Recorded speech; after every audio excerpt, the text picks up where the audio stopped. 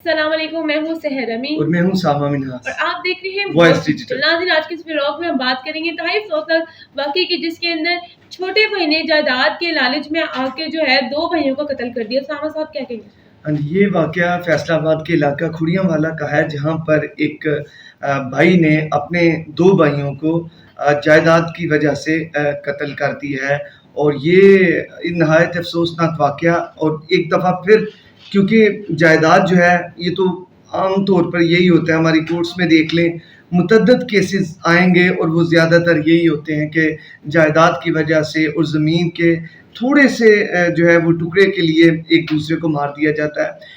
یہ کوئی نئی بات نہیں ہے، ایسا ہوتا ہے، لیکن افسوس کی بات یہ ہے کہ اس صدی میں بھی کہ جہاں پر تعلیم عام ہے، لوگوں کو اتنا زیادہ ایجوکیٹ کیا جا رہا ہے، آج بھی یہ چیزیں ویسے ہی ہیں۔ حالانکہ دیکھا جائے تو کورٹس بھی موجود ہیں، آپ اپنے حق کے لیے کورٹس میں جا سکتے ہیں، عدالت میں جائیں، ادھر کیس کریں اور اپنا جو جائزہ کر لیں۔ میں آپ سے ایک سوال کروں کہ اگر بات کرتے ہیں جائیداد کے مسئلے میں، اگر آپ کیس کرنے جاتے ہیں یا عدالتوں کے سر پر جاتے ہیں، تو وہ جو جائیداد کے کیسز ہیں وہ سالوں سال جو ہوتے ہیں وہ پڑے رہتے ہیں، اور اس پہ جلدی اس پہ جو ہے کوئی جواب نہیں دیا جاتا، کوئی حل نہیں نکالا جاتا اس کے اوپر۔ جی، یہ بات آپ کی ٹھیک ہے، لیکن قانون موجود ہے، لیکن افسوس یہ ہے کہ عدالتیں جو ہیں وہاں سے عام بندے کو سپیڈی جو ہے وہ اسے ٹرائل نہیں ہوتا۔ معاملات اتنے لٹکے رہتے ہیں کہ لوگ جو ہے وہ خود منصف بن جاتے ہیں، خود قاضی بن جاتے ہیں، انصاف خود دینے کے لیے تل جاتے ہیں۔ اور پھر اس کے بعد یہ دیکھیں کہ امن و امان قائم کرنے والے ادارے، لوگوں کے پاس یہ پسٹل، یہ جو بھی معاملات، یہ آلہ جو ہے یہ کہاں سے آ گیا؟ یہ قتل کرنے والا جو بھی آلہ ہے، یہ پسٹل کا استعمال کیا گیا ہے، وہ کہاں سے آ گیا؟ تو یہ ساری چیزیں دیکھنے والی ہیں۔ اس واقعے میں چھوٹے بھائی، یعنی کہ چھوٹا بھائی اتنا لالچی تھا کہ اس نے اپنے 2 بھائیوں کو قتل کر دیا صرف جائیداد کے لیے۔ اگر چھوٹا بھائی ایسا ہے تو سمجھے کہ جس گھر میں بہنیں ہیں وہ کیا کہتے ہوں گے، یہ تو بہنوں کو حصہ نہیں دینا یا مار دینا۔ جی، بہنوں کے لیے تو پھر ایسے لوگوں کا یہی ہوتا ہے نا کہ بہنوں کو حصہ نہ دو، ہم خود جو ہے نا وہ آپس میں بانٹ لیں گے، جو کہ شرعی طور پر بھی ٹھیک نہیں ہے۔ جیسے جیسے اویئرنیس آئی ہے وہاں پر یہ چیز عام ہوتی چلی جا رہی ہے کہ جو بہنوں کا حق ہے وہ ضروری ہے، لیکن اسلام نے تو رائٹس 1400 سال پہلے ہی مقرر کر دیے تھے۔ آج بھی ہمارے لوگوں میں یہ جاہلیت پائی جاتی ہے کہ جو بھائی ہیں وہ اپنا تو حصہ لینا چاہتے ہیں لیکن بہنوں کا حصہ انہیں نہیں دیتے، جو کہ ایک غلط بات ہے۔ یہاں پر دیکھنا ہوگا کہ ہماری یہ جو سارا برڈن ہے نا، موسٹلی یہ برڈن یہ جو ہے یہ انصاف کے نظام پر بھی ہے کہ لوگ کیوں خود جو ہے وہ ہتھیار اٹھا لیتے ہیں، خود کیوں انصاف دینا چاہتے ہیں، قاضی کیوں بن جاتے ہیں، منصف کیوں بن جاتے ہیں۔ یہی وجہ ہے جس کی وجہ سے آ کر ایسے معاملات ہوتے ہیں۔ ہماری عدالتوں کے کہ نا اہلی ہے تو وہ بھی کہہ سکتے ہیں کہ ایک جائیداد کی اسی کے لیے نسلیں رہ جاتی ہیں، جن کی جائیداد ہوتی ہے وہ تو مر جاتے ہیں، آگے ان کی جو نسلیں ہوتی ہیں وہ اس لالچ کی لپیٹ میں آ رہی تھی۔ اوپر سے مہنگائی ہے، ہر کوئی کہتا ہے زمین کے ٹکڑا جتنا بھی ملے لو تو صحیح، کسی سے کھینچ سکتے ہو کھینچ لو۔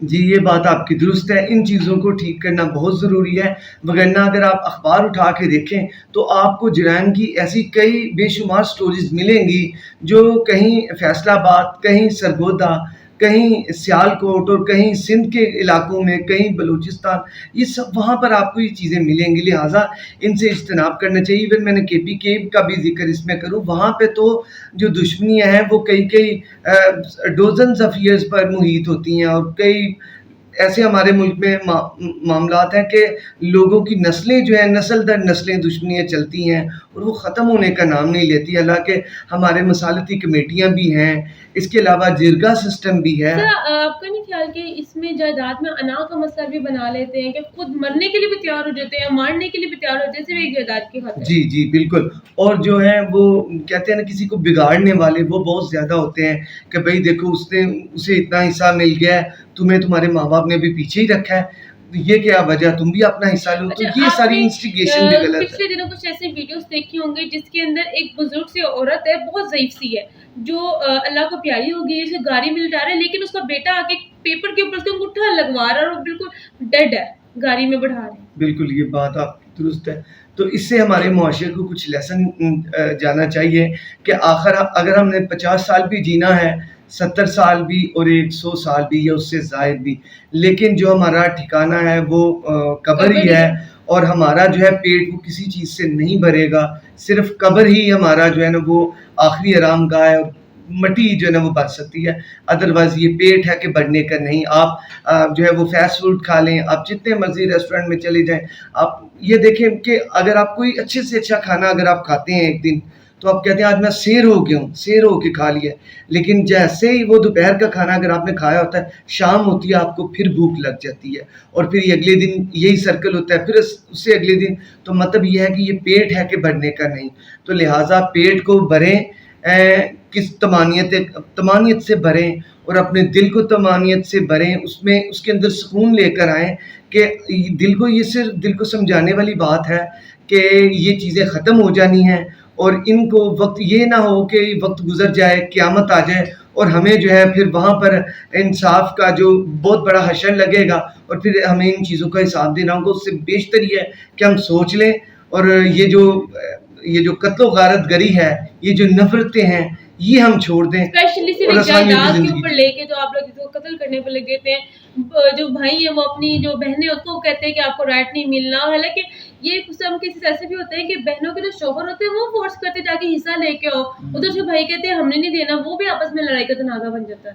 بس یہی چیز ہے, اصل میں لالچ جو ہے وہ بری بلا ہے. اور لالچ کی ایک بڑی وجہ غربت بھی ہے. ہر بندہ کہتے ہیں کہیں نہ کہیں سے پیسے جو ہیں وہ آ جائیں, کچھ ملنے سے اچھا کچھ لے لے جتنا بھی ملتا ہے. اچھا, اس لالچ کے لیے تو ٹیچ کرنا پڑے گا معاشرے کو.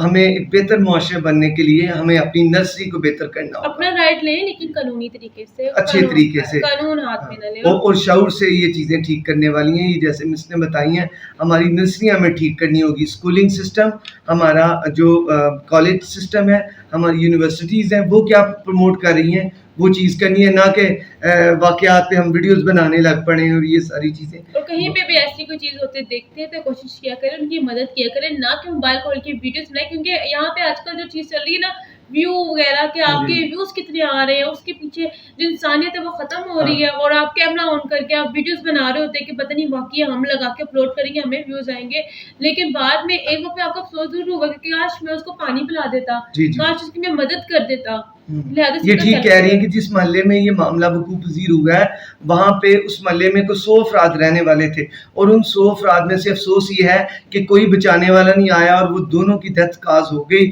وہ دونوں جو ہے وہ مر گئے, لیکن وہاں پر کوئی انہیں بچانے, ہمیں یہ نہیں پتا چلا کہ محلے دار ادھر آئے, انہوں نے بچایا, اور ایک بندے کو جو ہے نا انہوں نے بچا لیا, اور اس مارنے والے کو کسی نے پکڑ لیا, اس کے ہاتھ سے وہ گن چھین لی. ایسا نہیں, ہمیں ایسا نہیں ہوا. اور یہ اسلحے پہ بھی تھوڑا دھیان رکھنا چاہیے کہ ہر بندے کے پاس اسلحہ جو ہے ایزیلی نہیں ہونا چاہیے. بالکل, ایسی چیزوں میں خصوصی دھیان کریں, اور نیکی کو فروغ زیادہ سے زیادہ کریں. اجازت دیجیے, اللہ حافظ. بہت